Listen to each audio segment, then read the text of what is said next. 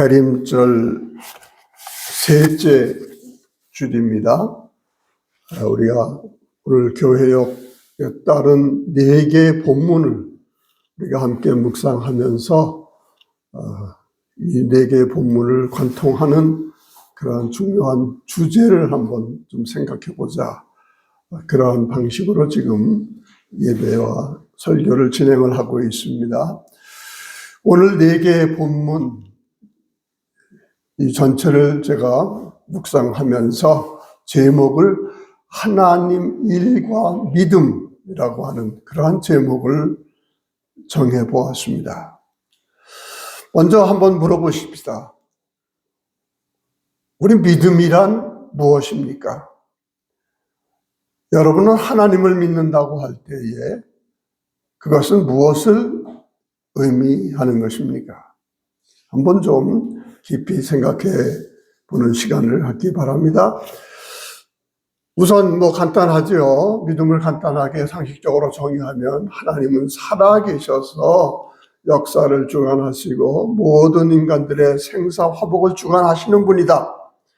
그리고 그분은 선하고 의로운 사람은 복 주시고 악한 사람은 벌을 주시는 그러한 분이시다.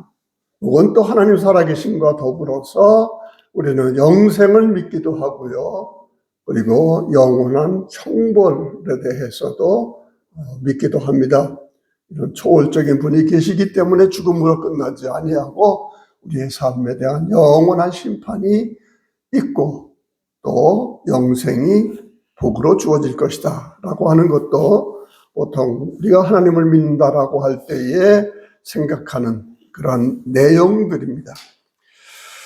물론 중요한 믿음이죠. 많은 사람들이 하나님을 믿지 않는다고 할 때 비극은 뭐냐면 아무도 보지 않는 곳에서는 자기가 마음대로 해도 된다고 생각을 하는 겁니다.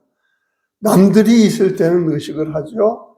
남들이 있을 땐 도덕적인 행동을 해야 된다고 생각을 합니다. 상식을 지키고 법을 지켜야 한다고 생각을 하지요. 그러나 아무도 보지 않는 곳에서는 누가 보지 않으니까 아무도 의식하지 않으니까 자기 하고 싶은 대로 악을 행한다는 거죠. 보이지 않는 하나님을 믿는다고 하는 것은 이런 의미에서 굉장히 중요한 그러한 의미를 갖습니다. 그래서 지혜서에 보면 우리 잠언서죠. 하나님을 경외하는 것이 지혜의 근본이라 그랬습니다. 아무도 안 지켜봐도 하나님은 지켜보신다는 거죠. 더군다나 모든 것의 궁극적인 심판자이신 그분이 보시는데 내가 함부로 행동할 수 있는가? 이건 참 믿음의 중요한 부분이라고 생각을 합니다. 그러나 저는 그러한 것에서 한 발은 더 나아가서 성경적인 그러한 의미에서 하나님을 믿는 믿음, 다른 초월적인 존재나 다른 종교의 그러한 어떤 신을 믿는 믿음이 아니라 성경에서 말하고 있는 이 하나님은 어떠한 분이시고 그분을 믿는다는 믿음은 무엇을 의미하는가? 여기에 대해서 굉장히 많은 이야기, 굉장히 깊이 있는 이야기를 할 수 있겠습니다만은 그래서 오늘 본문을 이해하기 위한 그러한 하나의 관점으로 간단하게만 좀 얘기하려고 합니다. 우리가 믿는 하나님은요, 일하시는 하나님이십니다.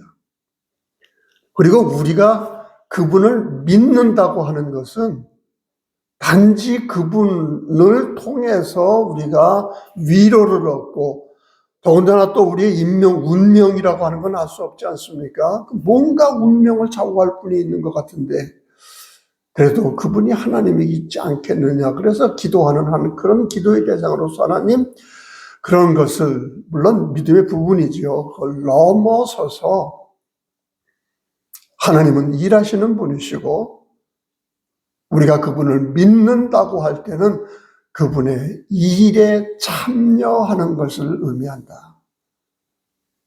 저는 바로 이 부분을 좀 설명하려고 합니다. 하나님은 우선 창조주 하나님이세요. 창조라고 하는 것 자체가 여러분 일입니다. 일하시는 하나님이세요. 그러면서 그분 어떻게 해요? 안식일을 정하시지 않습니까? 뭐냐면 하나님이 친히 6일 동안 일을 하셨다는 걸 의미를 해요. 창조는 일입니다. 그리고 그분은 우리에게 안식을 명하시고 하나님 자신이 쉬셨다라고 하는 것을 말씀을 하고 있습니다. 창조 자체가 일한다. 예, 중요한 의미예요. 이것이 핵심입니다. 그럼 우선 창조의 내용이 뭔가 한번 생각을 해보죠. 우선 하나님은 무에서 유를 창조하셨다라고 하는 것을 되게 창조를 이야기할 때 많이 얘기를 해요. 물론 우리 창세기에서는 그런 것을 바로 찾기는 좀 어렵습니다. 그러나 그분이 말씀으로 창조했다. 빛이 있어라. 그러니까 빛이 있었어요. 이런 것은 그분의 창조의 능력은 전능한 것이라는 거죠. 어떤 재료를 사용하지 아니하고 그저 그분이 말씀할 때는 그대로 이루어진다 라고 하는 그런 의미에서 바로 창조는 그분의 전능한 그러한 그분의 능력에 의존하고 있다고 하는 것을 말씀하고 있습니다. 무엇보다 중요한 것은요, 창세기에서 여러 가지 얘기를 하죠. 우선 하나님은 창조할 때 뭘 창조하시죠? 빛을 창조해요.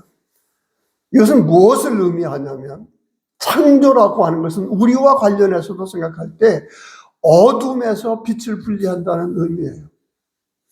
지금도 어둠의 세력이 있습니다. 하나님은 지금도 빛을 비추십니다. 빛으로서 이 세상이 하나님 보시기에 아름다운 그러한 세상으로 만드신 것이라 그러한 이야기죠. 저는 하나님의 창조는 창세기, 창조 때만 일어난 것이 아니라 지금도 있고 있습니다.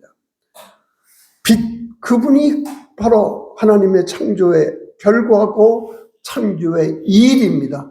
지금도 빛을 비추어야 합니다. 왜? 세상은 아직도 어둠이 있기 때문에. 예수님을 뭐라고 그래요? 빛이라고 얘기하지 않습니까?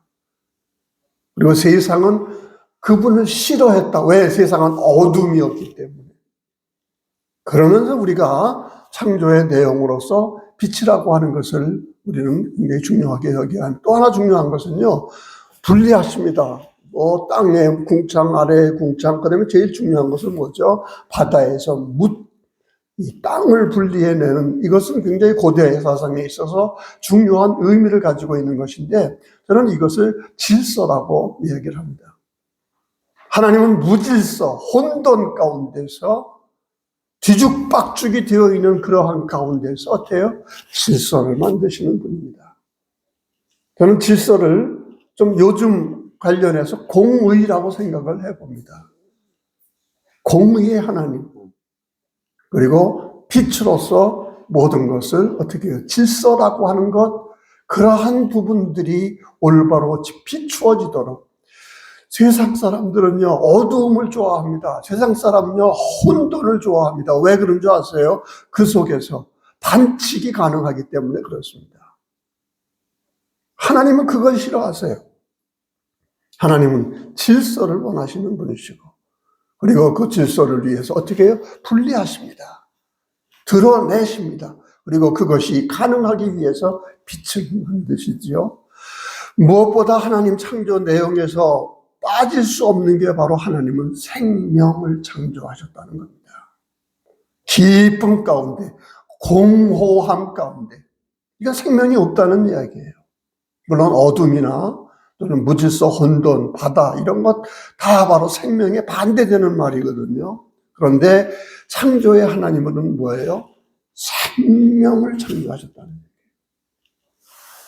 지금도 하나님은 생명을 아끼십니다. 생명을 창조하십니다. 그리고 생명을 위협하는 세력이 있어요. 죽음입니다, 그게. 지금도 죽음은요, 그저 생명 다 하면 죽는 그 죽음이 아니라 하나님의 생명의 창조, 이것을 방해하는 세력이 바로 죽음이에요. 죽음을 우리는 힘이라고 얘기를 해요. 지배 세력이라고 얘기를 해요. 우리를 가두고 있는 그러한 강한 힘으로 죽음을 얘기하고 있지 않습니까? 이게 하나님의 일이에요. 이 일은 하나님, 그냥 저 하늘에 계신 분이 아니라 이러한 일을 하시는 분이다. 예수님으로 가보십니다. 예수님 일하시는 분입니다. 일하셨던 분이에요. 십자가에까지 그분은 세상이 이런 하나님의 창조 가운데 질서를 바로잡고 생명으로 충만한 그런 세상이 되었고 빛 가운데서 모든 것이 분명하게 드러나야 되고, 그런데 그것이 자기가 주인이 되고자 하는 그런 욕심, 자기가 하나님이 되고자 하는 그런 욕심 때문에 어떻게 해요? 완전한 무질서로 만들어 놓지 않습니까? 어떻게 하나님이 지으신 생명 가운데 살인이 일어납니까? 전쟁이 일어납니까? 이러한 일들에 대해서 하나님은 계속되는 심판을 하시면서도 계속 생명을 보존하시는 그분의 보존에 계속적인 창조를 하시지요. 그러다가 어떻게 해요? 이 세상을 구속하기 위해서 하나님의 아들을 보내시는데, 그분은 어떻게 빛으로 오셨어요. 창조로서 오신 겁니다. 태초에 뭐예요? 말씀이 계시니라. 창조의 말씀이 이 땅에 오셔서는 바로 창조하셨던 그 하나님의 일을 계속하시는 것입니다. 그분을 우리는 구원의 하나님이라고 그러죠. 구원이란 뭡니까? 생명에 반대되는 것, 죽음의 세력, 하나님이 하나님이심을 드러내야 하는 인간들의 일, 이것을 악으로 만들어 버리는 이 어둠의 세상에서 우리를 구원해서 같이 어시로 빛에서 일하도록, 질서 가운데 일하도록. 그리고 어떻게 해요? 그분이 구체적으로 보여준 거 있습니다. 왜 빛이 중요하냐? 왜 질서가 중요한 것이냐?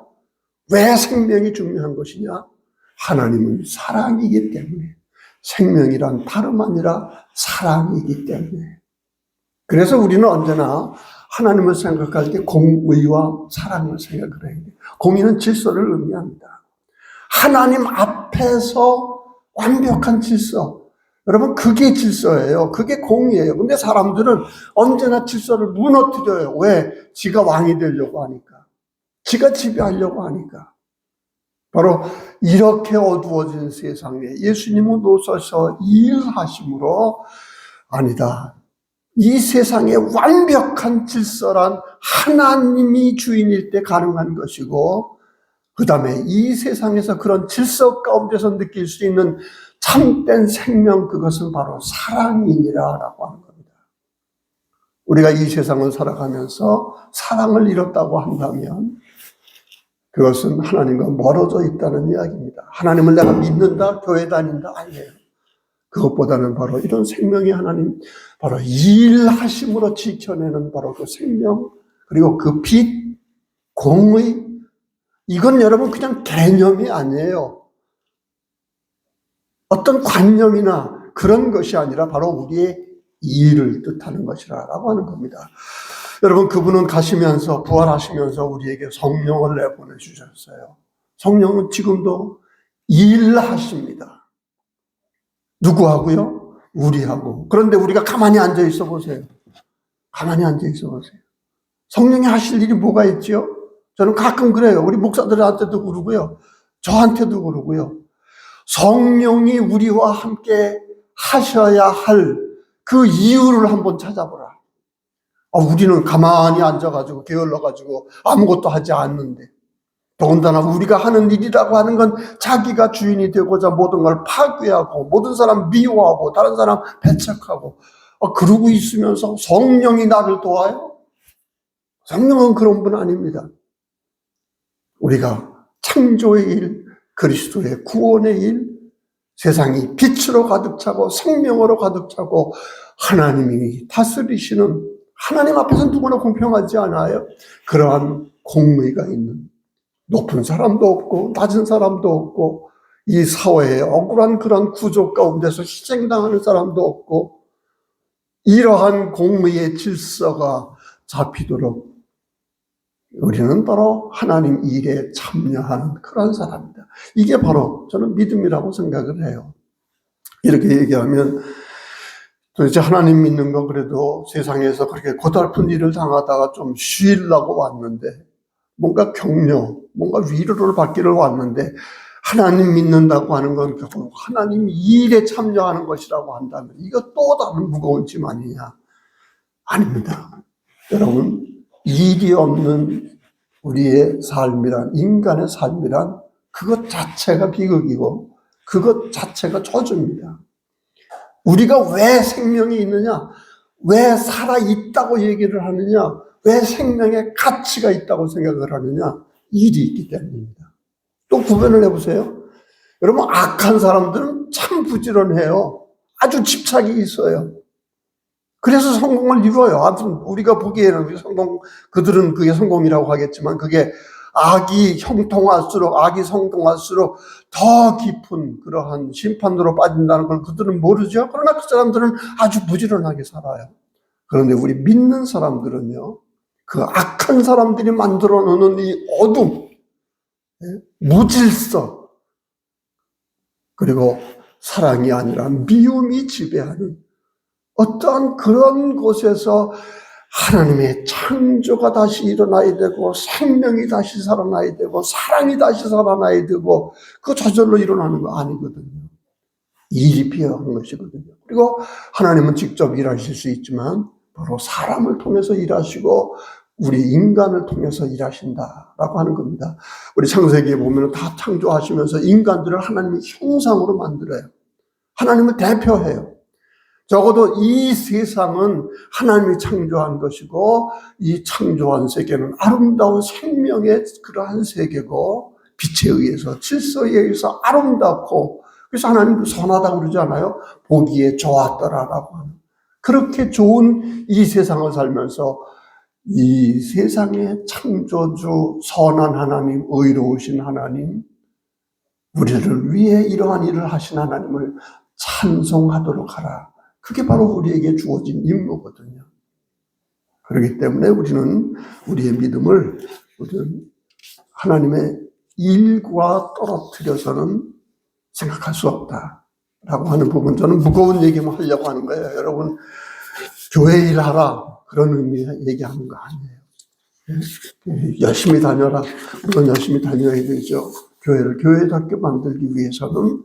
자, 이러한 제목, 일반적인 그죠 어떤 그런 주제를 전제로 해서 오늘 말씀을 먼저 좀 생각을 해보겠습니다. 요한복음 본문 말씀이 1장 6절부터 8절, 그 다음에 19절부터 28절까지 우리 대림절의 세례요한에 대한 이야기를 많이 묵상을 해요. 1절, 6절을 보십시다.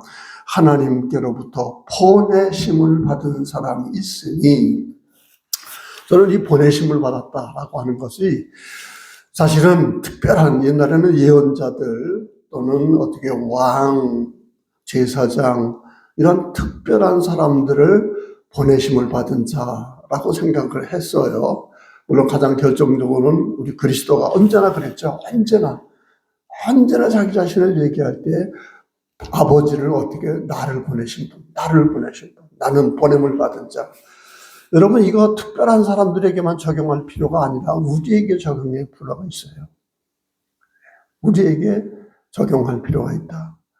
그리스도 안에서, 성령 안에서 우리는요, 부르심을 받은 사람입니다. 성직자로 부르심을 받은 것을 루터는 어떻게 해요? 전 직업으로 다 얘기를 했잖아요. 모든 직업을 가진 사람들은 다 하나님으로부터 소명, 부르심을 받은 사람입니다. 자, 어떻게 해요? 이 첫 글자 자체가, 첫 절 자체가 믿음이란 뭐냐? 하나님의 일에 참여하는 거예요. 하나님의 보내심을 받은 게 우리입니다. 그냥 가만히 앉아있고 하나님 믿으라고 하는 그런 일이 아니라 그 대표자가 바로 누구예요? 지금 요한의 일을 보여주고 있는 겁니다. 그럼 그의 일은 뭡니까? 증언하러 왔다는 거죠. 빛에 대해서 이 창조의 하나님을 말하는 거예요. 빛은 하나님의 일을 하심으로 태어난 것이고요. 빛은 하나님의 일을 하심으로 유지되는 것이고요. 그리고 그 빛을 결정적으로 비추신 분이 바로 예수님인데 그 예수님에 대해서 증언하도록 우리는 보냄을 받은 자라고 합니다. 세상은 이렇게 어둡지 않아요. 이렇게 비극적이고 불행한 그런 삶이 아니에요. 우리 삶은 그러한 어둠 속에, 죽음 속에, 무질서 속에 삼켜져 버릴 그런 운명으로 태어난 게 아니라는 이야기입니다. 한 사람 한 사람이 다 이렇게 빛에 대해 증언하도록 예수입니다. 그는 끝까지 얘기를 해요. 나는 증언하기 왔다. 증언하기 위해 왔다. 여러분, 증언이라고 하는 말이 우리 기독교의 삶에서 얼마나 중요한지 몰라요. 우선 하나님의 일에 동참하는 것이 믿음이라고 그랬죠. 보냄을 받았습니다. 왜? 우리에게 일이 있어요. 사람마다 다 삶의 환경, 일의 성격이 다 다르겠죠. 일의 성격이 다 다르겠죠. 그러나 거기에서 언제나 우리는 뭐 해야 돼요? 빛에 대해 증언을 해야 합니다. 여러분, 창세기에서 인간에게 주어진 첫 번째 명령이 뭐예요? 생육하고 번성하라. 생육하고 번성하라.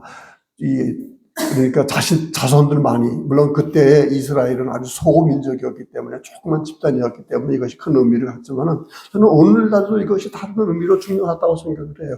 요즘 너무 정말 세계적으로 우리나라처럼 출산율이 적은 나라가 없어요.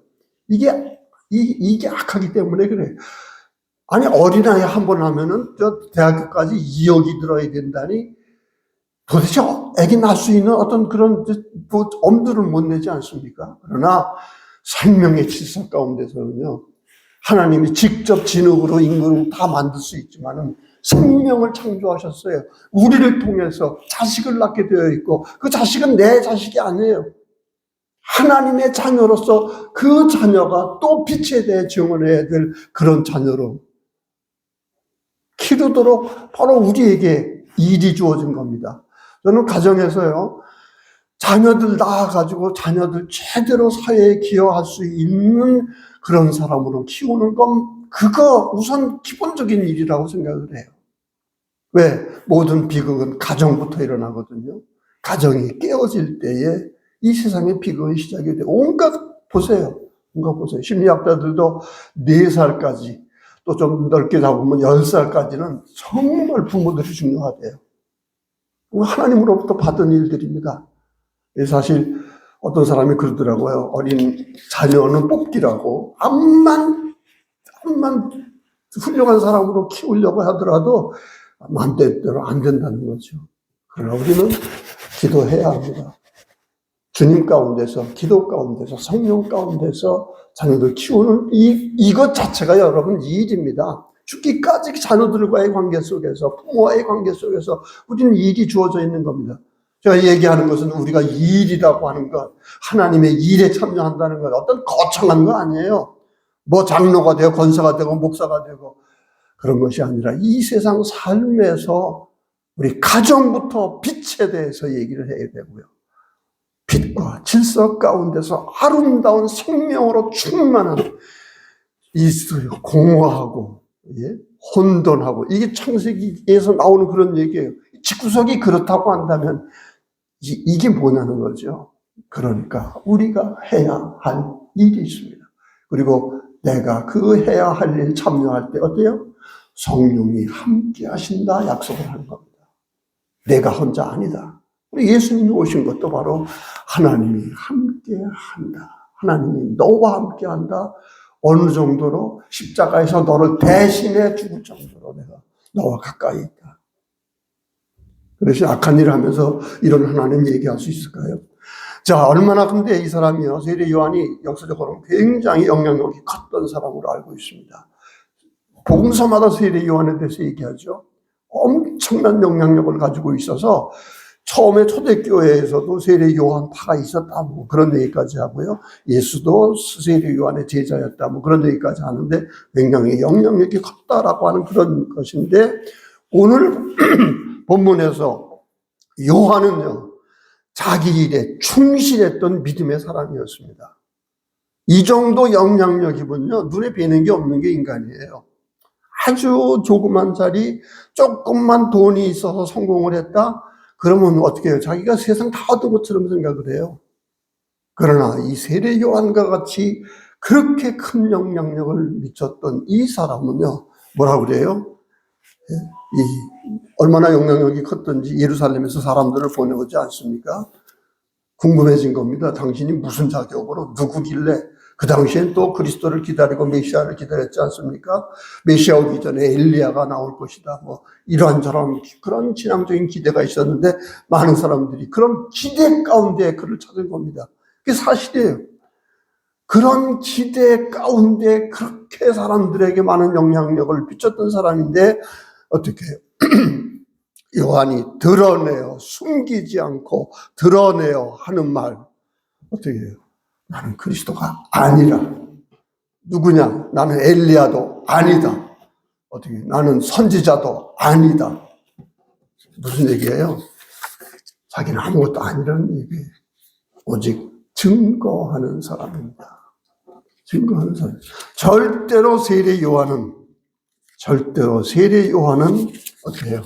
자기 자신을 내세우지 아니하고 자기에 충실했던 사람입니다. 우리 루터교에서 목사 안수 줄 때에 기존 안수 받은 사람이 이제 머리를 손에 얹고 지금 목사 되려고 하는 사람에게 어떤 성경 말씀으로 격려해 주는 말씀을 해요. 저는 가끔 매번 그렇지는 않습니다. 여러분 믿음과 소망과 사랑, 저는 그게 너무나 소중한 말씀이기도 하고, 그 다음에 외우기에도 짧고, 그래서 이제 그 말씀으로 많이 하고 하는데, 그 전에 그런 얘기를, 세례 요한의 얘기를 했어요. 어디 다른 곳에 보면 많은 사람들이 예수님에게로 쫓아가거든요. 세례 요한 쫓아오던 사람들이 다 예수님에게로 몰리거든요. 그때 세례 요한의 제자가 어떻게, 세력이 지금 약해지니까 걱정을 하니까 세례 요한이 뭐라고 그래요? 그는 흥해야 하겠고 나는 망하여야 하리라. 쇠하여야 하리라. 쇠하여야 하리라. 여러분, 이게 세례 요한이고 이게 하나님 일 하는 사람이에요. 이게 믿는 사람이에요. 하나님 믿는 사람, 하나님 믿는다고 자기가 하나님 되고서 어떻게 하나님의 일을 합니까? 하나님의 일을 망치는 사람들이 하나님의 이름으로 너무 많이 이 세상을 어지럽혀요. 이 세상을 어둡게 만들어요. 하나님 멀리 하게 만든다고 하는 그런 이야기죠. 그러면서 그러면 네가 무슨 자격으로 뭘 하느냐라고 하니까 뭐라고 그래요? 나는 그저 준비하는 사람이다. 그러면서 그 준비하는 게 뭐예요? 외치는 일이다. 뭐라고 외쳐요? 회개하라.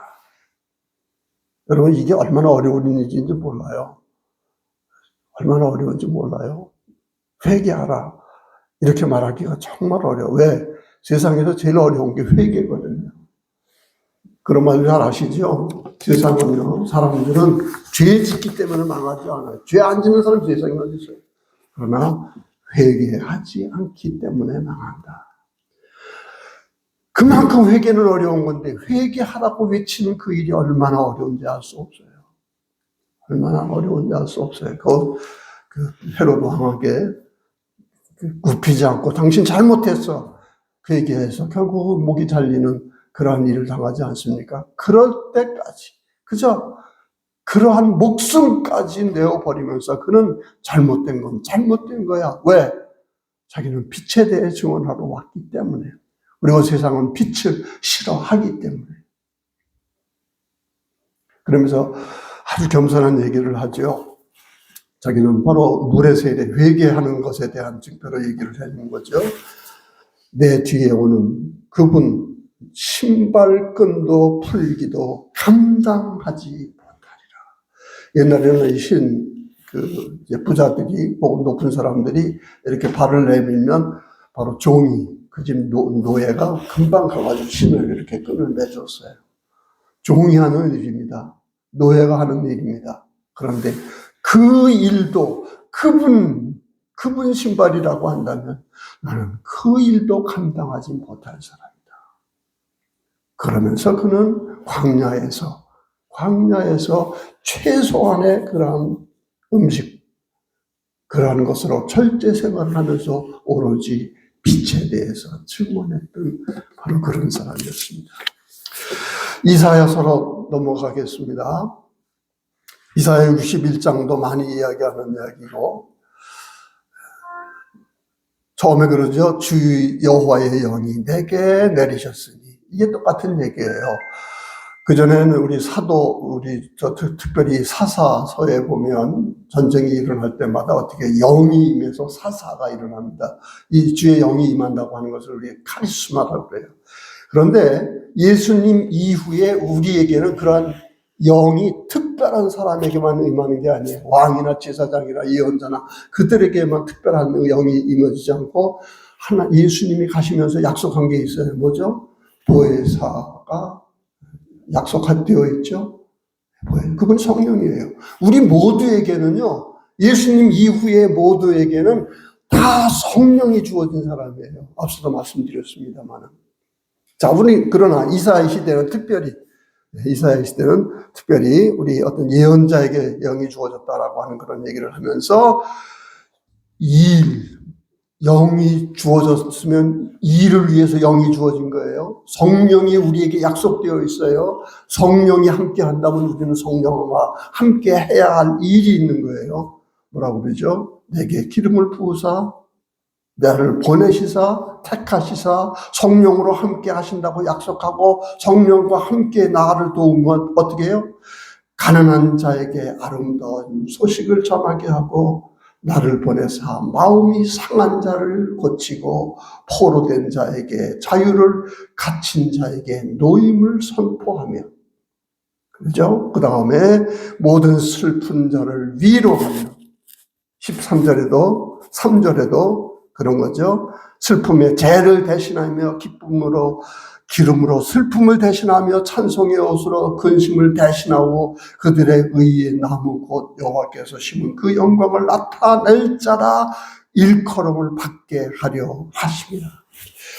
여호와가 여호와인 것을 드러내게 한다는 얘기예요. 네. 세상의 모든 사람들이 다 지가 하나님이지만은 자기가 하나님이 되어서는 이 세상을 어떻게 만들어 놓습니까? 어려운 세상으로 만들어 놓지 않아요. 그런 걸 놓지 않아요. 여러분, 이 자기가 높다고 하는 것 어디나 있어요. 가정도 있잖아요. 평생 누가요? 아빠가 좋으냐, 엄마가 좋으냐부터 시작해가지고 저기 아내가 주도권 잡냐, 남편이 주도권 잡느냐, 별의별 평생 어디 가나 두세 사람이 있어도 그런 것을 만들어요. 그러나 우리는 오로지 하나님만이 주인이다. 이것을 증언하고 이걸 선포하는 것, 외치는 것, 이게 하나님의 일이에요. 그리고 그 내용은 무엇입니까? 공평한 가운데. 그 결과는 뭐죠? 즐거움과 기쁨이라는 겁니다. 저는 생명이라고 하는 것을요, 이것도 애매한 것이 아니라 우리 실제적인 경험적인 것으로 얘기를 해요. 생명이 있는 것은요, 즐거움, 행복합니다. 생명이 있다면 기쁩니다. 죽음이란 건 뭐죠? 죽음은 현재적으로 느끼는 겁니다. 뭐예요? 남을 죽이려고 하는 파괴의 본능, 미워하는 것, 자포자기, 절망, 시기와 질투, 미움, 이게 다 죽음에 속해 있는 그러한 사람들의 모습이거든요. 이것을 깨트려야 돼요. 오직 하나님의 창조의, 하나님의 공의의 능력, 그것이 그걸 가능하게 하고 그 결과는 무엇입니까? 기쁨이라고 하는 이야기죠. 제가 61정 4절은 신앙 고백인데, 목사 되기 전에 정말 목사 된다는 게 대학원까지 맞춰놓고 이제 군대 가기 전인데요. 도저히 목사 될 자격이 없어요. 도대체 이게 내가 어떻게 목사를 해?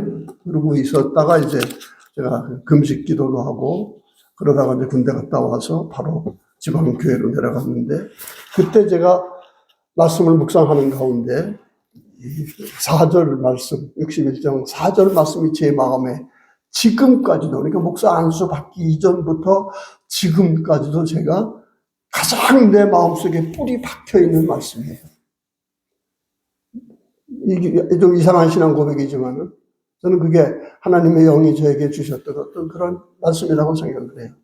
이게 잘 인용 안 하는 건데 61장 4절 말씀. 그들은 오래 황폐하였던 것을 다시 쌓을 것이며 옛부터 무너진 것을 다시 일으킬 것이며 황폐한 성읍 곧 그대로 무너져 있던 것을 중수할 것이다. 저는 왜 이 말씀이 내 마음에 꽂혔는지 몰라요. 왜 그때 27살, 8살 때죠. 그런데 저는 이 말씀이, 그래. 내가 이런 이걸로 하나님 보내실 수도 있어. 저는 그런 마음으로 묵상 안수를 받았습니다. 여러분 다 다를 거예요. 다른 그런 음성을 들으면서 아까도 말한 바 있어요. 가정에서나 직장에서나 보면 한심하죠. 저는 우리 젊은 목사들, 우리 교단은 이게 무슨 이 모양 이 꼴이야 그러면서 막 비판하고 나가요. 비판하고 미워하는 건 쉬워. 그러나 그 가운데서 네가 해야 할 일 한 걸음이라도 나가서 해야 할 일이 뭔가 한번 찾아봐 라고 하는 거예요. 일은 안 하고 해야 할 일은 안 하고 맨 비판만 하고 있습니다. 아주 정확하게 비판을 해요. 문제점 지적하는데 나중 뭐 너무나 예리해요. 그런데 바뀌는 게 없는데 뭐 어떻게 합니까? 우리는 일이 중요해요. 그리고 어떻게 해요? 내가 일하는 거 하나입니다. 하나님이 나를 통해서 일하시도록 그건 생명을 위한 것이요 빛의 일이요 공의의 일이요 사랑의 일이요 기쁨의 일입니다. 그것을 위해서는 가만히 있어서는 안 돼요. 아무것이라도 안 돼요. 뭔가 나가서 해야 된다는 얘기죠. 그럴 때 어떻게 해요? 하나님은 함께 하신다. 그러면서 18절 말씀이 바로 그거예요. 하나님은 정의를 사랑하고 불의의 강탈을 미워하며 성실히 그들에게 갚아주고 네, 어떻게 그들과 영원한 언약을 맺으리라. 나한테 누가 뭐라고 그래요? 뭐 잠시 내가 어떤 절망이나 어려움이 있을지 몰라요. 그러나 하나님하고 언약 관계에 있어요. 하나님이 나와 함께 하시는데 누가 하나님의 일을 방해하겠습니까? 그렇죠? 그러면서 다시 얘기합니다. 그들의 우선을 만민께 온데 알리리니 무릇 그들을 보고 내 일의 결과를 보고 하나님이 하신 일을 보고 그 결과가 뭐예요? 이를 보는 자가 그들은 여호와께 복받은 자손이라 인정하리라. 여러분 복은 이렇게 나타나는 겁니다. 여러분을 통해서 이러한 일이 일어나길 바랍니다. 그 사람 만나면 망하는 사람이 있어요. 만나는 사람마다 망치는 사람들이 있어요. 물론 사람 만나는 거 자기 마음대로 안 됩니다만 그러나 적어도 여러분을 만나는 사람은 복받기 바랍니다. 그리고 그들을 보고 하나님은 살아계셔. 하나님이 복 주는 사람이야. 저 사람은 복받은 사람이야. 여러분을 통해서 이러한 일이 일어나야 된다라고 하는 그러한 이야기입니다. 그 뒤에 말씀은 우리 하나하나 봐도 참으로 이 주제에 대해서 굉장히 중요한 말씀이지만은 이런 뜻에서 다시 한번 읽어보시기 바랍니다. 시편 126편 너무나도 유명한 말씀입니다. 여호와께서 시온의 포로를 돌려보내신 때 우리는 꿈꾸는 것 같았도다. 포로가 이들에겐 가장 큰 위기였죠. 심판이었죠. 그런데 돌아왔어요. 이게 다 하나님을 찬양하는 그런 일이에요. 정말 꿈이 이루어진 것 같아요. 그래서 하나님께서 큰 일을 행하셨다. 여기서 중요한 건 일이에요. 일. 하나님이 큰 일을 행하심으로써 우리가 돌아올 수 있었다. 그 결과는 뭐예요? 기쁨이에요. 그러나 그 다음에 뭐라고 그러죠? 바로 여호와여 우리의 포로를 남방 시내들 같이 돌려보내소서. 기원이 나와요. 우리 포로 때 보면은 일부만 돌아왔습니다. 나중에 느헤미야서 보면은 다 돌아온 게 아니에요. 일부. 그다음에 아주 안 돌아온 사람도 있고 다른 세계로 흩어진 사람이 있어요. 그래서 이 구절을 보고서 그 남아있는 사람들도 돌려보내소서라고 얘기를 하는데 그런 해석보다는 왜냐면 그들이 그 자유의지로 남아있는데 안 오겠다고 하는 그 목적으로라고 없지 않습니까? 근데 뭐냐면 돌려보내소서 원어에 의하면 우리의 운명, 우리가 가고 있는 삶의 흐름을 전환시켜 주십시오. 그런 뜻이랍니다. 돌아왔어요. 이건 하나님이 큰 일을 행하셔서 우리에게 복의 자리를 만들어 주셨어요. 미래를 만들어 주셨는데 어때요? 지금 상황은 암담하다는 겁니다. 그러한 일을 당했는데도 잠시 기쁨이 있고 잠시 희망이 있었을 뿐이지 어떻게 해요? 앞이 안 보이는 거예요.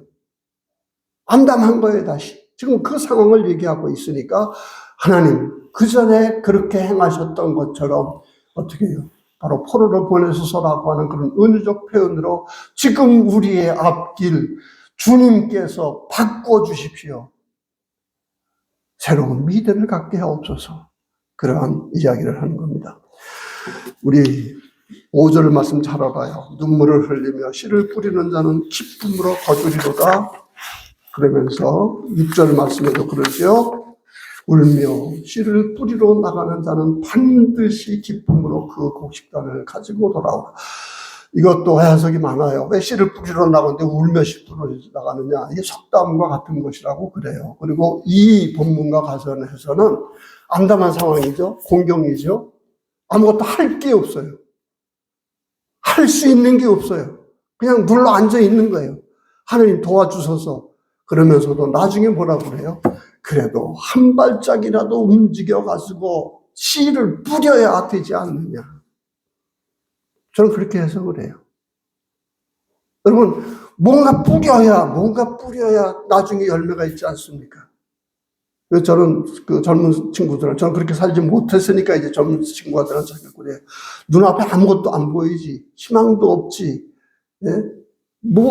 미래도 없고, 무슨, 도대체 기대할 수 있는 게 있어야지. 그냥 그런 상황이지? 그러면 그때 공부하는 거야. 그때 준비해야 되는 거야. 그래야 하나님이 어둠의 장막 거두시고 쓸 때에 그릇이 준비되어 있는 사람으로서 쓰임을 받는 거예요. 그릇이 준비 안 돼 있으면 하나님 안 하셔. 적어도 씨는 뿌려놔야 열매가 나올 거 아니에요? 이게 생명의 법칙. 하나님이 창조하신 생명의 법칙인데 아무것도 안 뿌려놓고 열매만 기다리고 있어요? 아니에요.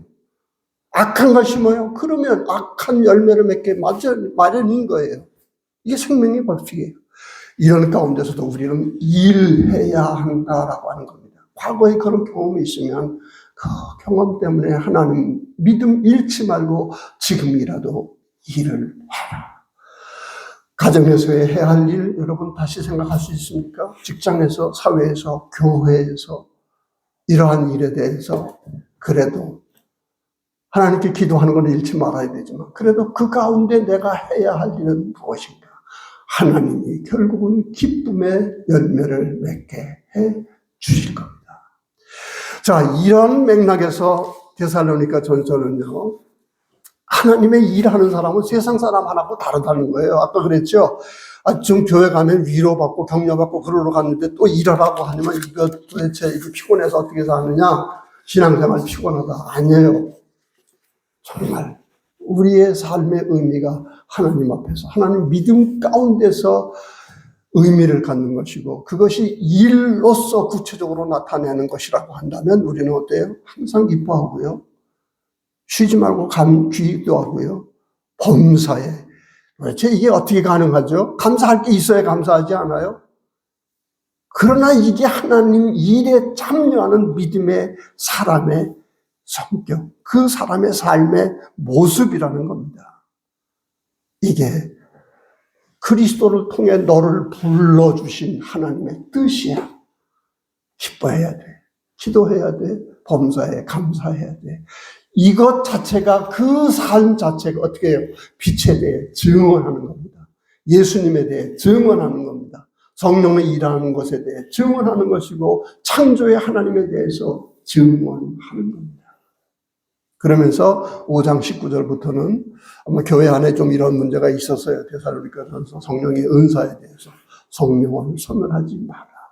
성령의 은사, 혼동의 원인이 되기도 하지만 성령이 지금 가운데서 너희 가운데 역사하신다. 저는 근데 특별히 성령은요, 협력 가운데서 역사한다고 생각을 해요. 나 개인하고 성령과 같이 힘 합해가지고 일한다고 보다는 우리가 협력해서 일할 때 둘이라도 좋아요. 둘이라도.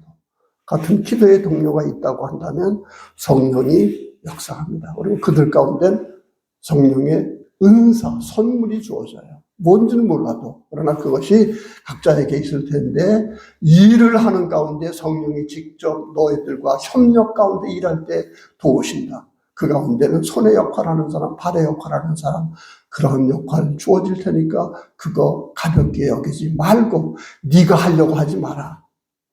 성령의 은사 소중히 여겨라. 예언을 멸시하지 말라. 그때 예언의 은사가 많았어요. 저도 예언을 어렸을 때부터 많이 받은 사람이에요. 이 은사 지금도 있다고 생각을 해요. 그러나 꼭 미래 점치는 걸 미래라고 생각하면 안 돼. 예언이라고 생각하면 안 돼. 하나님 말씀 깊이 읽는 가운데 그 사람의 미래에 대해서 분명히 얘기해 줄 수 있는 게 있습니다. 지금 내 상태에서 지금 할 수 있는 일이 있어요. 아인슈타인이 이런 얘기를 했어요. 어제와 똑같은 일을 반복하면서 내일은 다르리라고 기대하는 사람은 정신병의 기초다. 처음이다. 여러분들 목회하면서요. 전 10년 동안 목회하면서 그대로 해가지고 지금 이 상태인데요.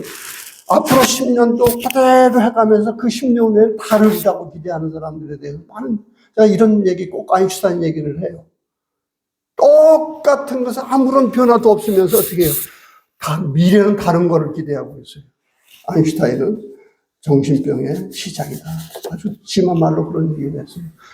일해야 합니다. 새로운 거 해야 합니다. 그리고 그 일은 어떻게 해요? 기쁨으로, 기도로, 그리고 범사에 감사함으로 성령이 함께 한다는 것 의식하면서, 그리고 어떻게 해요? 범사에 좋은 것 취하고 악은 어떤 모양이라도 버리고, 그리고 어떻게 해요? 평강의 하나님이 친히 너희를 온전히 거룩하게 하시고 너희의 온영과 혼과 몸이 그리스도께서 강림하실 때에 흠없게 보존되기를 원합니다. 누가? 주어가 뭐죠? 평강의 하나님. 우리를 거룩하게 하십니다. 그리고 5장 24절에 뭐예요? 너를 부르시는 이는 미쁘시니, 이게 성경에만 쓰이는 건데, 성실하다, 신실하다, 약속은 절대로 어기는 것이 없다. 이게 미쁘다는 뜻이에요. 하나님은 절대로 부르시는 자를 버리시는 이가 없습니다. 그분이 부르셨고 그분이 약속했기 때문에 여러분은 그저 아멘이 필요한 것이고 한 발짝 앞으로 나가는 게 중요한 겁니다. 어떻게 해요? 부르셨어요.